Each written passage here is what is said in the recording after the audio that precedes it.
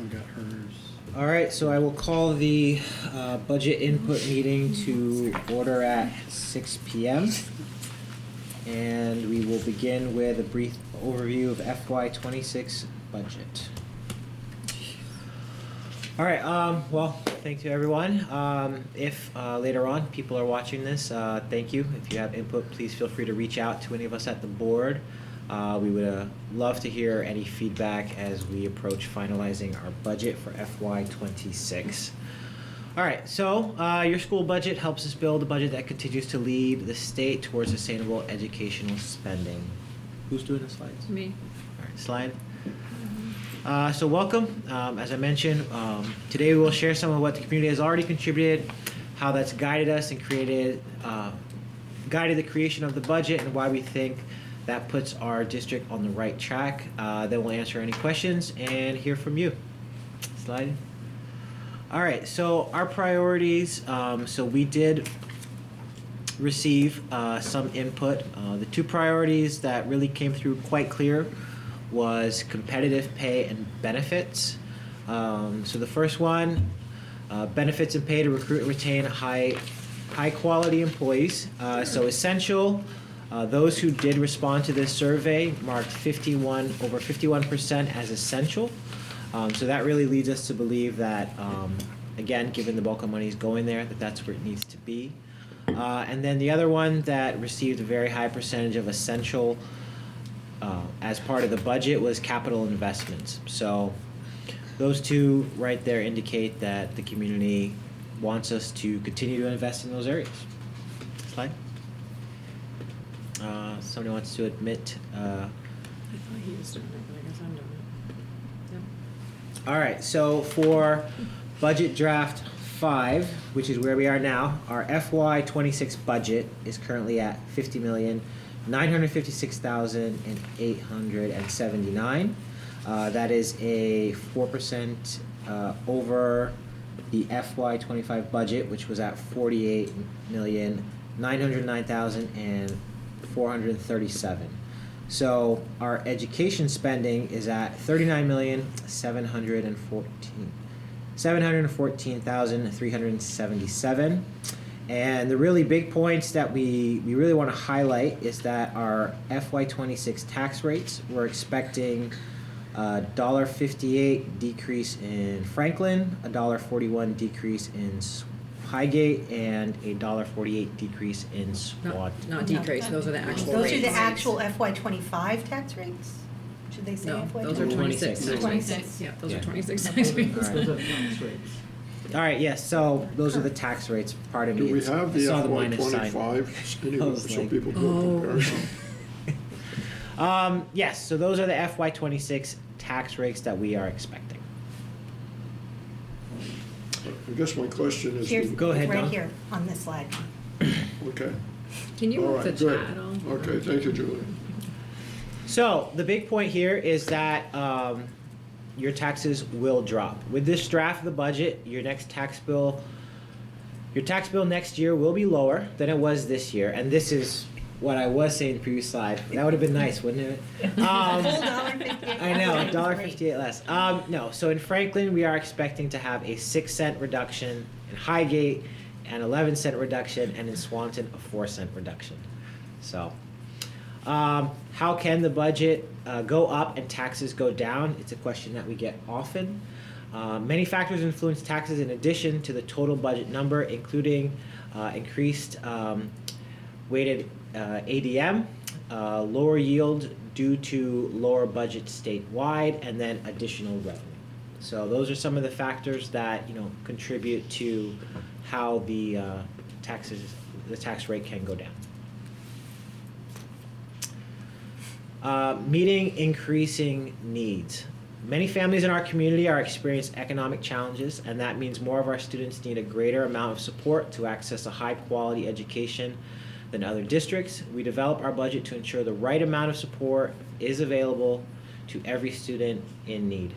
So you can see from the graph that our student population in the poverty, that we are trending slightly up.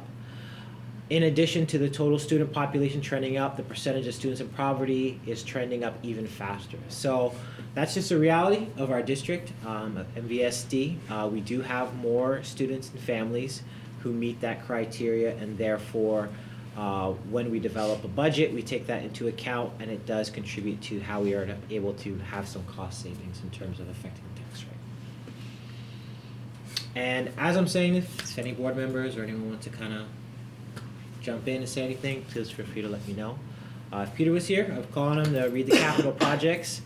Capital projects, so here are some of the major facility projects included in this budget draft. Amounts are estimates at this time. So we have the MVU roof, which is going to be $1,325,000. Highgate roof at $825,000. Swanton HVAC and electrical at $4,725,000. We have the Highgate windows and doors, $507,000, and MVU bathrooms at $350,000. So these are some of the things that we have managed to, through some innovative, cost-saving things that we're doing to put into the budget. And Dawn, I don't know if anybody wants to kind of elaborate a little bit on that and how we're able to do that. But right now, that is what we are projecting. And again, the community has continued to emphasize that they want the investment in the capital projects. And so that's something that we've made a priority. Everything on that list is quite important. I can say I've had people reach out about the MVU bathrooms, and that's going to alleviate some security issues that we know about. And so those are all good projects. Highgate roof is something we couldn't do last year, so the fact we're able to build it to this year's budget is something that we're quite proud of.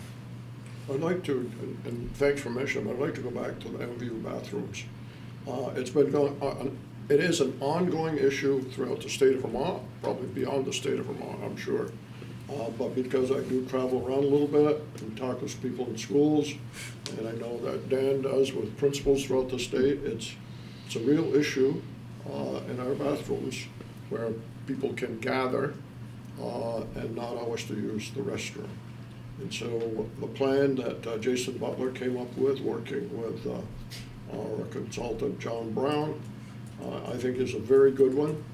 It's one that will not be solved just with what we want to do this year, but this will give us an idea if our plan is successful, and if it does, I'm sure that the board, excuse me, will support it. But Stephanie's on the facilities committee, and Peter Magnet and myself, and I would say that as important as all the other things are, need to happen, this is the one that I feel needs to happen with the types of money and administrative time that's spent on people inappropriate behavior in the bathrooms. I would just add, Brennick, that these are not additions to the budget. These are all within the budget as it stands proposed right now with the capital line consistent with what it was last year. So these are not additions. And the reason we can accomplish that is because the board has been dedicated to building that line over time to a decent level. And we're using some creative financing, several different kinds of financing, leasing being one of them, to accommodate the payments and these projects happening. Yeah, it's a lot to be proud of there. So yeah, as we move forward, hopefully the community will see that we are investing in our facilities. Biggest spending areas. So in line with our community priorities, we have allocated most of our funding to staff programs to support student success and facilities. So about 70% is going to salary and benefits, and 12% is going to facilities and capital projects. Just if you kind of go back one slide real quick. Sure. So one of the things is that we do hear feedback from the community. Are we putting it into teachers and to staff inside the classroom? And that is where we're going. Competitively within Vermont, it's difficult to retain staff. We have a good HR team that does a lot to do that. And so, you know, when people say, you know, funding and working towards student success, we are investing that back into the classroom and into the kind of employees that will help our district. So that's where the money goes. Slide. So cuts and increases. So you can see that our FY25 budget was 48,909,437. Our current FY26 draft budget is 50,956,879. So you can see we really haven't gone up a lot. Really, if you factor in just inflationary pressures and costs, that puts us almost level.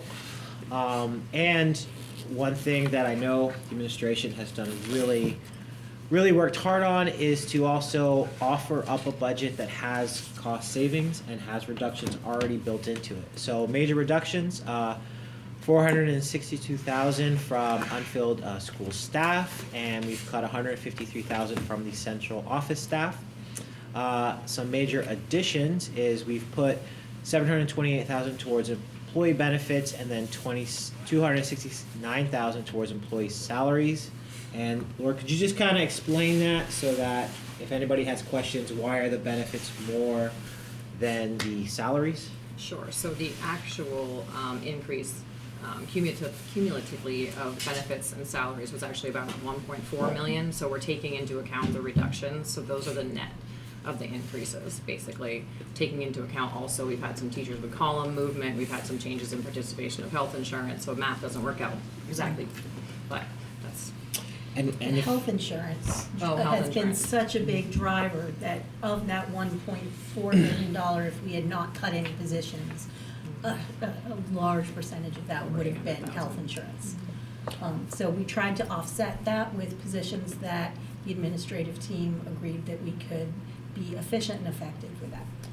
and if anybody was asking, why are the benefits on this graph more than the salaries? Why is the benefit increase? Oh, the benefit increase. As opposed to the salary. Right, the increase to benefits this year that we do not have control over because it's negotiated at the state level, was again in the double digits, and it was last year as well, so that's your Yeah. health insurance plans are quite expensive at this point with those increases the last couple of years.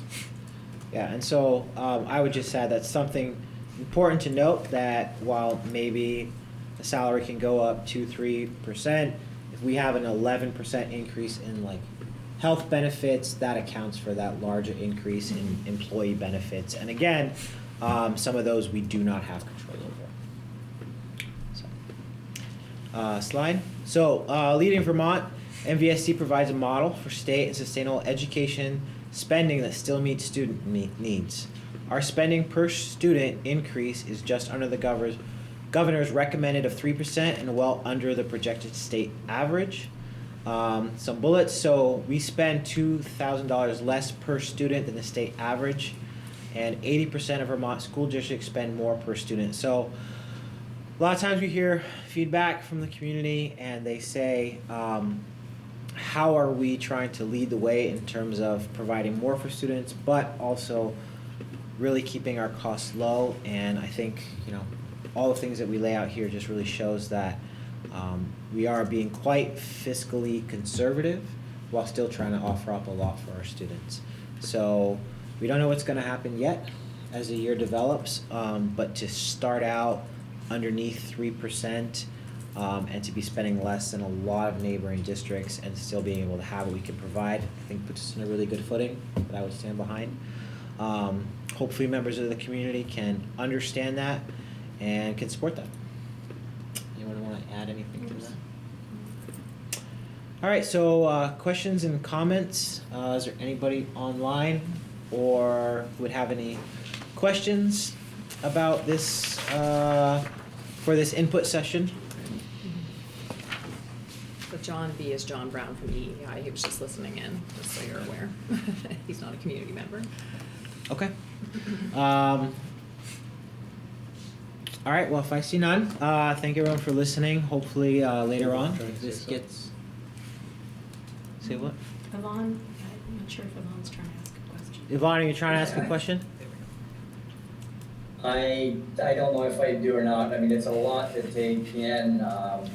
I'm glad that you guys took the time to share this quick update quick review of what we're gonna be looking at when you have the actual information meeting.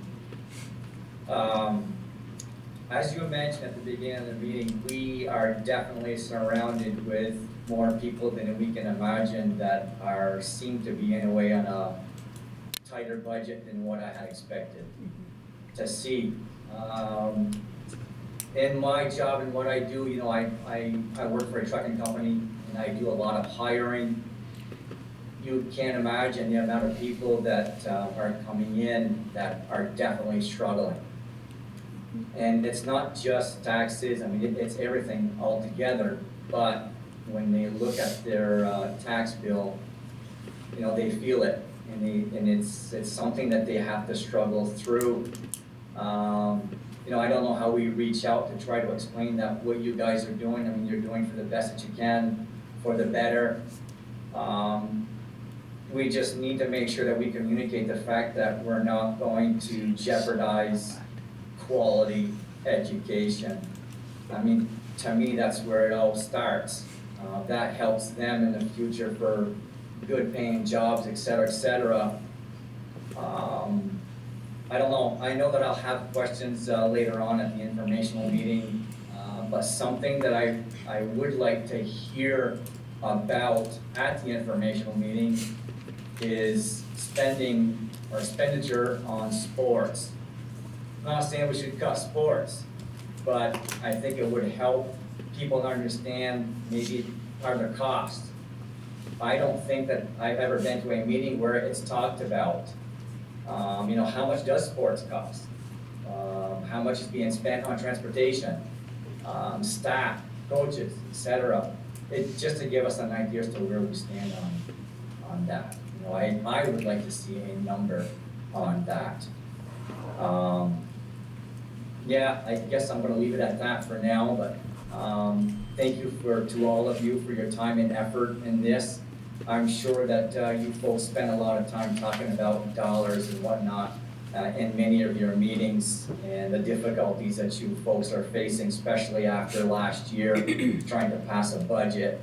I know that we weren't the only ones throughout the state that had difficulties passing the budget, but school education is needed, it's a necessity, and it's important, but it also helps us make a better decision when we understand where the money's going. So again, thank you to all of you for your time and effort. Thank you, Yvonne. Appreciate that. Really do. Anybody else have anything to add? All right, so that will conclude the input meeting. So we will close this out, and we will start with the regular board meeting after that. Do you have a question? Okay. All right, so Julia, are we gonna end this? I would take a break and start at Yeah. 6:30 since it's warned for 6:30. Okay, perfect. Julie? 6:30. It is 6:30. It is 6:30. We'll call the meeting to order at 6:30. So Peter, how are the Bills doing? Go Bills! Please tell me that's not on camera. Who they played this week? First agenda item is going to be the Pledge of Allegiance. I pledge allegiance to the flag of the United States of America and to the republic for which it stands, one nation, under God, indivisible, with liberty and justice for all.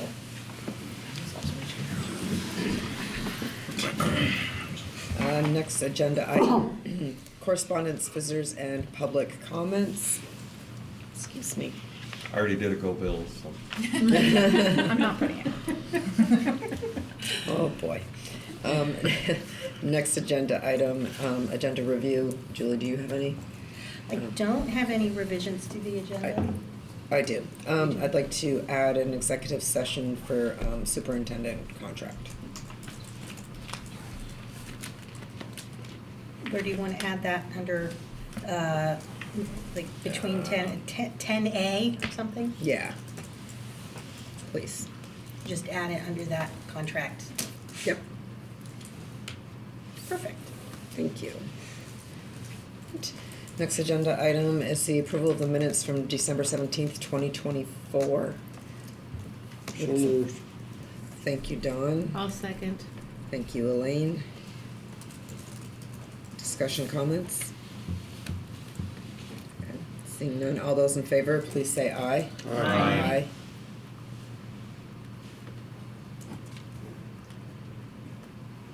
Thank you, Megan. Motion carries 8-0-1. Next agenda item is the budget draft 5 discussion. Laura? Yes. So there is a link there to the most recent draft, but let me. Oops.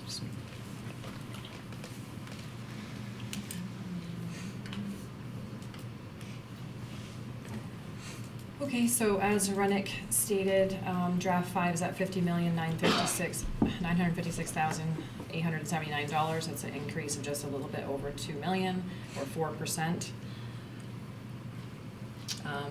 The changes that have been made in this draft are all contractual or have to do with salaries and benefits, so we should probably go to executive session for those. This would be the new ballot language if this budget was approved. So you can see the budget number at the top, and then the bottom part is the part that we really need to pay attention to.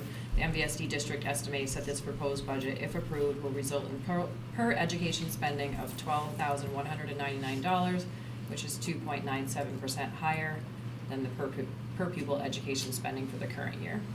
So I'm gonna take that lower up. Oops, not happening. It's unfortunate we can't add, which is $2,000 less than the state average. Yeah. We did ask about that, it was frowned upon. So this is kind of small. Let me see if I can do my slideshow, hold on. It's a little bit better. Yeah. So here's just the comparison of the budget ed spending, long-term weighted ADM, and tax rates from 25 to 26. These are estimates right now. I will say that I'm 99.9% sure that this is the worst case scenario. The state has not finalized the data yet, so if anything, I think the tax rates might go down even more. But I'm using the numbers that they gave me at the last email version that we received. So again, you can see expenditures increase of 4%. Revenues, as we stated in the budget input meeting, are also up at 7.5%, or $781,000. Some of that is because of the board's strategy in utilizing revenue over the last couple of years. Is that more than normal? The 11 million, Yeah. 242. Yeah. Like that percent? Yeah. Okay. Yeah, it is more than normal. Some of that is, again, because of the strategic use of revenue, Medicaid being one of them that's a little more flexible. We were allowed to sort of wean up, or Especially with the federal grant money, the ARPESER money, we Yeah. didn't need to touch it. So Right. we've been very strategic in, after those funds went away, being able to use other revenues. so ed spending is up 3.3%. Long-term weighted ADM, this is the number that really helps us. Our ADM has remained consistent. They utilize a 2-year weighted ADM for this calculation. And then the weights are obviously dependent upon different student populations. So ELL, poverty, different grade levels receive different weight. And so that is actually up as well, which is really helping the tax rate. Spending per long-term weighted ADM is up about $352, or 2.97%. It's about $12,199, and as Renick said, that's about $2,000 under where most school districts in the state, or average school districts in the state, are for fiscal year 25, which is the current year. So it will be even more than that next year. The yield, we really can't compare the yields because of the law changes that came into place in the last year. So the yield is a number that's set by the state based on the amount of funds that the ed fund needs to raise statewide for all the school districts. But because of the change in calculation, the variance really doesn't matter this year. And then you can see the tax rates for Franklin, Highgate, and Swanton, all a decrease at between 3 to 10 cents Laura, earlier, when we were doing the public meeting, I thought it showed Swanton was 4 cents. 4 cents, we did. It might be 3.9, so probably around it. I don't, it's not so much what it is that we be consistent. Sure, it's, As we said, we expect that I have to finalize the numbers tomorrow with the state. Laura and Rusty, our data manager, have been Herculean in their efforts going back and forth. I don't know what the state would do without folks like them who are saying, well, the spreadsheet you just sent superintendents is incorrect and doesn't match what you told us an hour ago, you know, and back and forth. And I have to sign tomorrow. And so we'll wait until we're sure that it's as good as it's going to get. And my understanding from Laura is that once I sign it, then that is locked. That will be the number. So, and the number as of today is better than what's here. So it would positively impact our tax rate if indeed, but we didn't feel comfortable until it's really locked.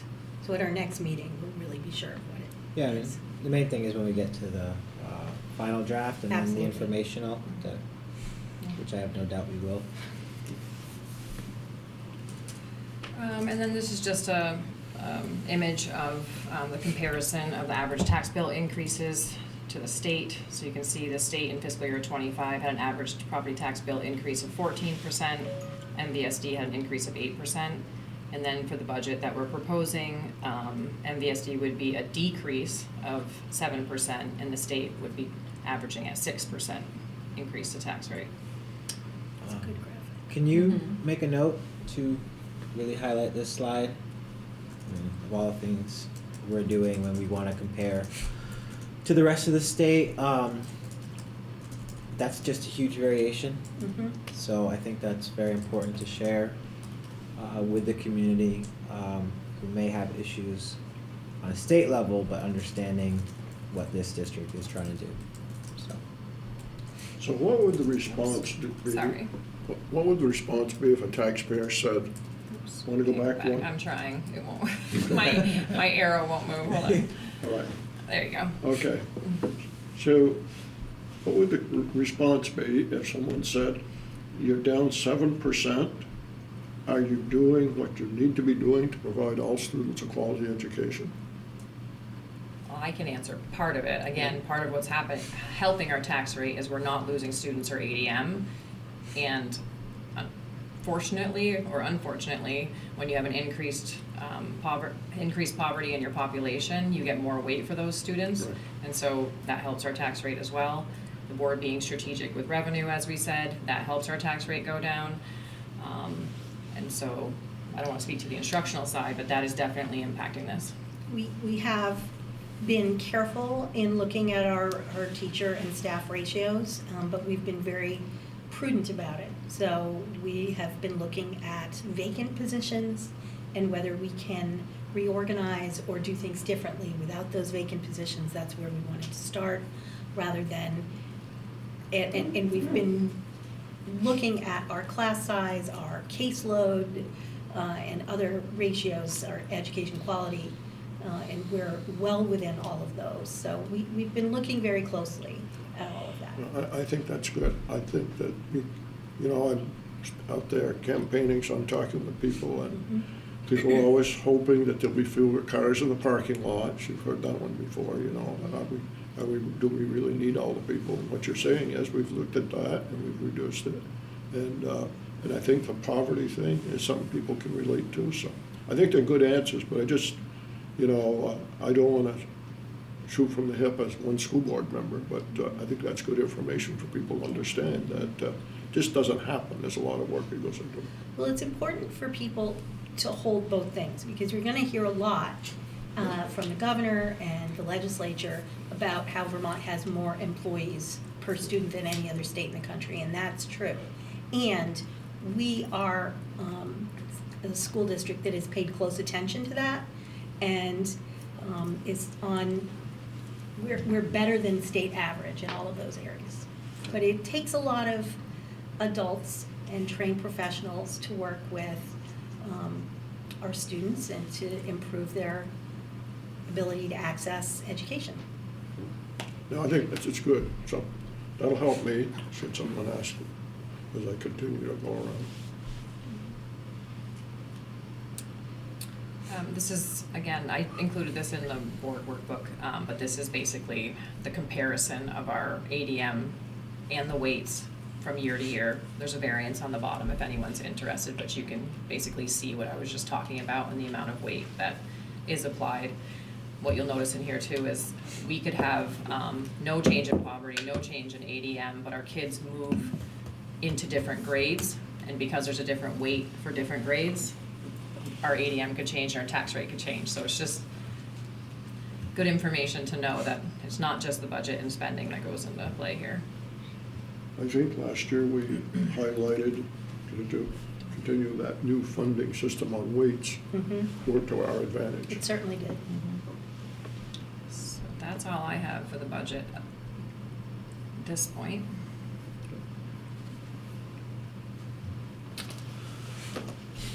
Anybody else have any further discussion about the budget draft?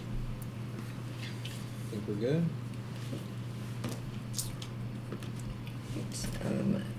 Next agenda item is warrants. Oh, Elaine has taken that over. Perfect, Joyce. It's close. Oh, I have I? You don't know what I went through the first year, okay? It was rough. Voluntold, yes, I have heard that term. I've been voluntold. Okay, accounts payable, $902,695.38. Payroll checks, $33,138.91. Payroll other disbursements, $1,694,345.25. And payroll deductions, $763,459.99, for a total of $3,393,639.53. I'll make that motion. Okay. Do I have a second? I'll second. Thank you. And all, any discussion, questions? All those in favor, please say aye. Aye. Thank you, Megan. Motion carries 9-0. Next agenda item is announced tuition. Okay, this is required by law that the school board announce a tuition for kindergarten, elementary, and secondary every year. I've run the calculation and I'd like to propose $19,000 for kindergarten full day and elementary, and $20,000 for secondary. That is based on basic general education costs. We have to back out special ed costs and things like that. Those are billed separately. How much would change, Laura? I was just gonna pull it up, sorry. The elementary was $17,250. $250, yeah. So it's $1,750. Yes, I didn't know the high school, I don't remember the high school one. I can look, 1 second.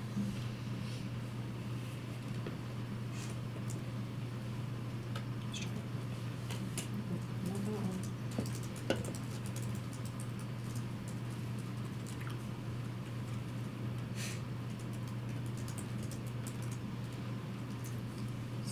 So we had, kindergarten and elementary at $17,250, and secondary was at $19,000. So when you get the audit and you reconcile everything, do we leave money on the table? At the end of every year, when the year is over, we have to do an allowable Right. tuition calculation, and then, if we're charging tuition, there's a reconciliation process that happens, yes. Yep, so If it's over we, 3%, if it's over correct. 3%, so we get compensated for, if there's a big discrepancy, we get that money and we're allowed to bill for that. Good. 'Cause I know some school districts, I don't think probably here, but in certain places in the state, depending where your border is, they run a low number. And they lose money per pupil, but they gain money because they get tuition kids. But we're not driven by tuition. It used to be also that you could never charge more than what you announced, but that is not the law anymore, Oh, so it goes both ways. Anybody like to make a motion to accept the announced tuition? Just before we do that, if anybody was listening to that and then they said, hey, you just briefed an average of $12,000 per student, like quickly, what's making up that? What our tax rate and what our spending per pupil is now is based on long-term weighted average daily membership. So it's weighted for things like poverty, English language learners, and other rurality in Franklin, et cetera, where this calculation, it's not weighted in any way. Perfect. I'll make the motion. Thank you, Rennick. Do I have a second? I'll second. Thank you, Elaine. Any other questions or comments? All those in favor, please say aye. Aye. Thank you, Megan. Motion carries 9-0. Next agenda item is the MVU and Swanton stormwater projects. And I apologize, these are very simple spreadsheets, these guys got thrown together for the facility meeting and I never got back to them. But the long and short of, we've been talking about this for years, as you know, it was supposed to happen this last summer in Swanton and MVU, and it wasn't able to happen because the state of Vermont either didn't go out to bid or didn't receive enough bids. So they went back out for us for this year, and we were anticipating that the bids would come in significantly higher, and they did.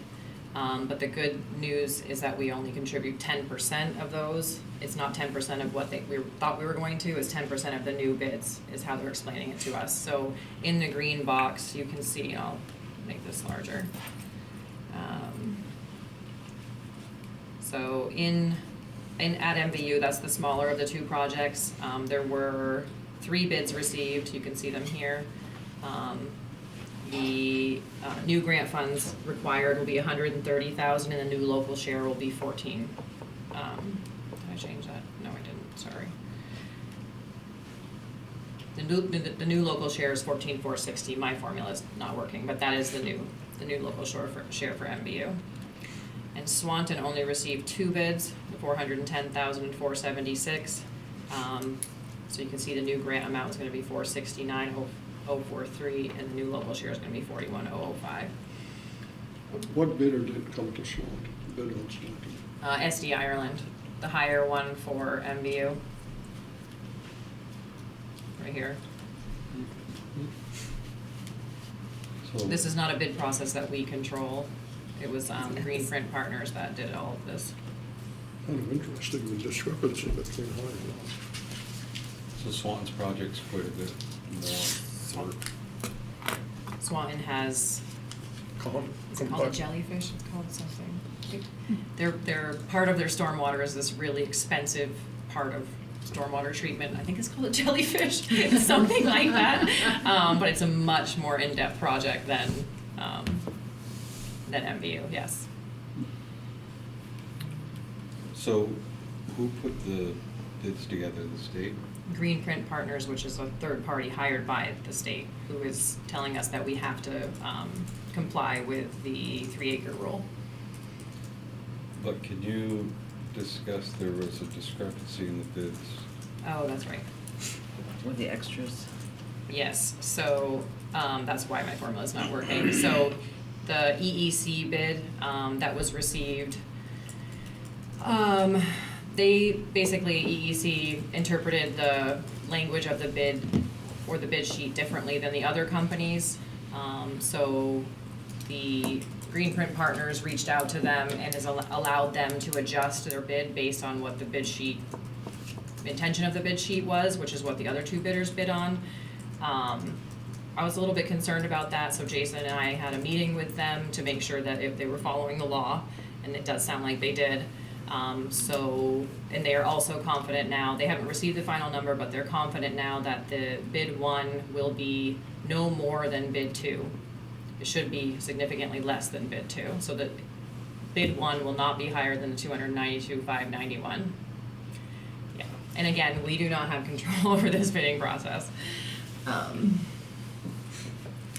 we don't have a solid number at this point. No.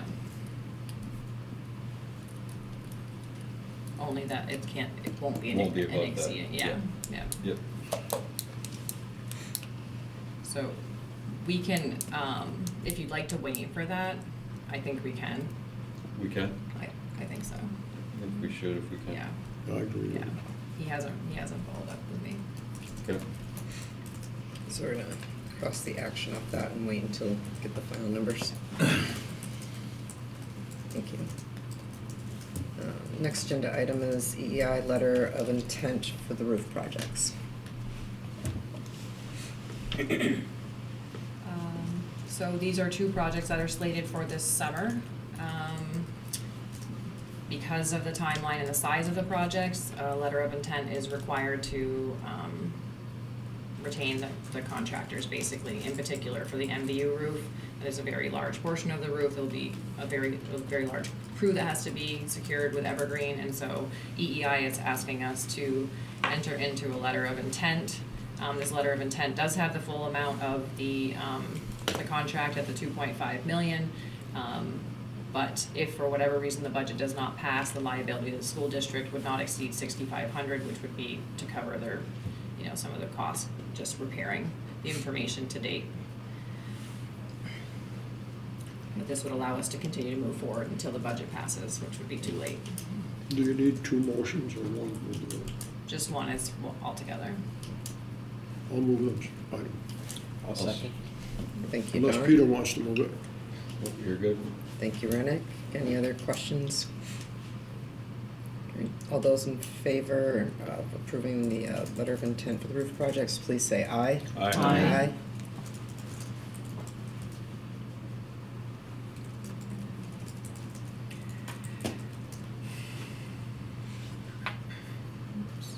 You're busy tonight, It's been a Megan, do you agree?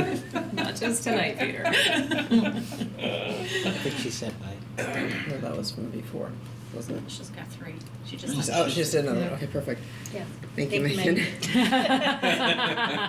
Megan. Motion carries 9-0. All right, policy reviews. Capitalization of assets.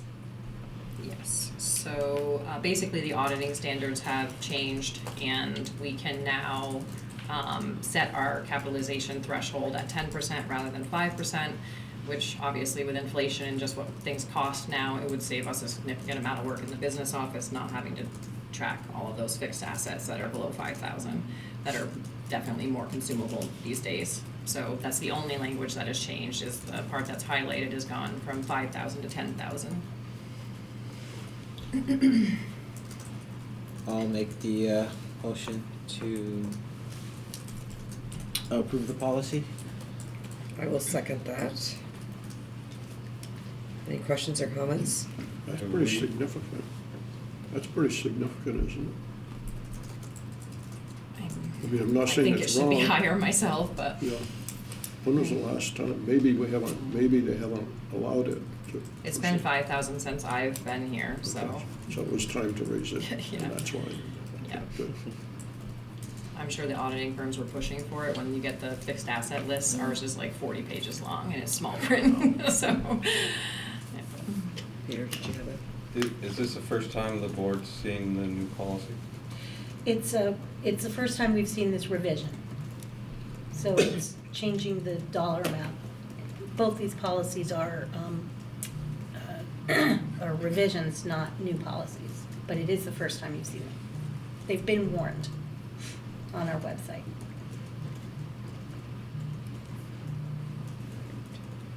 All those in favor, say aye. Aye. Thank you, Megan. Motion carries 9-0. Next one is the responsible computer network and internet use. Similarly, we are amending this policy that we've had in place since we merged. And Laura, can you scroll to the part right there? We have had, there's amazing new technology out there where you can basically hack and get into networks and open people's cars and take people's badge information or credit card you've seen these kinds of things on the news.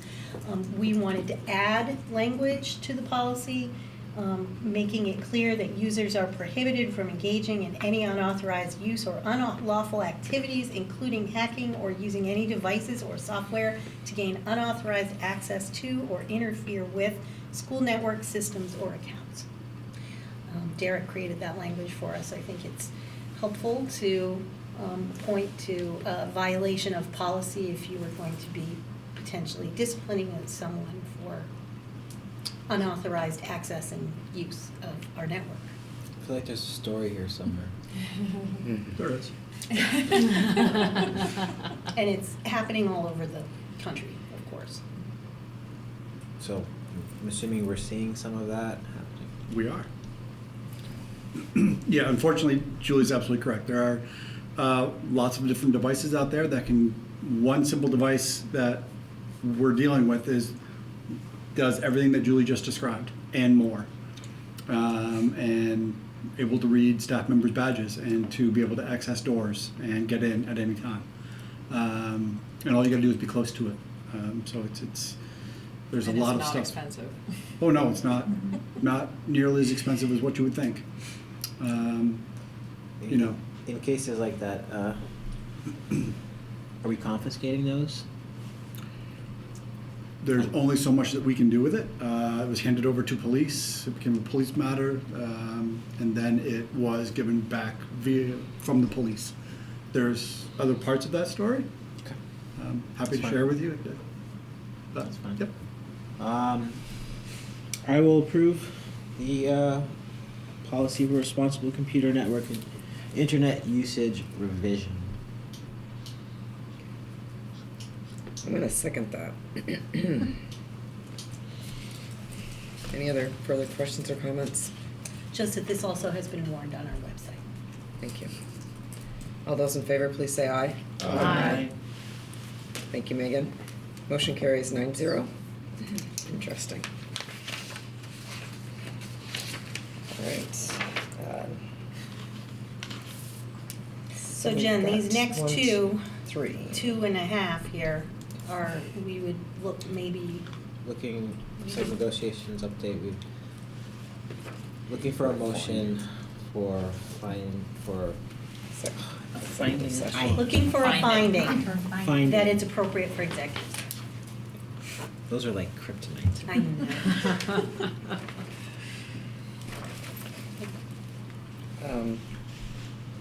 All those in favor? Oh, who made the No, no. motion? No. We still need Right. a, So I'll make a motion Thank you. for finding for executive session for negotiation updates and administrative contract negotiation. No, that's not. Yep, that's Yeah. next. Oh, it is? Mhm. Yep. But it says action. Well, when you come out of executive Executive session, session, you would okay. make an Okay. action. So for that, for those two agenda items, and I'm not sure who we're inviting in, I'm sure. There'll be There'll be a third one, which Right now it's is. just you'll do Right that now it's when just you the go Go finding. into into executive session. Oh. the script. You're just finding it. Just finding it, and then So there's that I a can third go one, back and Peter, figure for. it Which one? It's, we added it, superintendent Oh, contract. that's why it's not here. Yes. Yeah. So I'll make a finding for all three of us. I'll second what he said. Again, just. Thank you, Elaine. Because that's clunky, I want to reiterate that we're just clarifying that they're appropriate matters to discuss in executive For- session. Okay, now we can vote to go. And I will second this motion. Elaine. Elaine did, she beat you to it. All right, all those in favor say aye. Aye. Aye. Thank you, Megan. Motion carries 9-0. I don't think You guys are great. So, negotiations. So we'll be on 11. Okay, future agenda items, MVSD NEA presentation to the board, budget adoption and SRO updates. That'll If you- probably be in February, the SRO update, February or March? February or March. Yep. March, I thought we Yeah, we'll do that one in March. Future board meeting would be January 28th at the Highgate Elementary School at 6 p.m. And who would like to make the motion to go Before we into? do that, is the MVSD NEA presentation part of your negotiations? No, it is not. They did a listen and learn tour, interviewing most of their teachers, and they're sharing the results with the board. Good. Okay, would somebody like to make a motion to go into executive session? I'll make that motion. I'll second. Who we inviting? For Stephanie, who's second? negotiation update and Rennick. Yes, Stephanie and Rennick. Mm-hmm. For the negotiations update and the administrative contract negotiations, we would So invite in. So we'll do negotiations is gonna be Julie, Laura, and Bonnie. Right, and then, And then for administrative contracts, that's just going to be Julie. and Bonnie. Administrative. No, that's just gonna be Julie. Oh, I thought you didn't say that one yet. Yeah, so the first one, negotiations, we're gonna invite in Julie, Laura, and Bonnie. Right, and the administrative contracts. It's just gonna be Julie. It's negotiations. No, the first one is negotiations. So we have the first one, negotiations, we're writing in Julie, Bonnie, and Laura. And then for the second executive session, administrative contracts, that's just gonna be Julie. And then for the third one, we're not inviting anybody in. And we want to invite Bonnie, so she can share her information. Okay.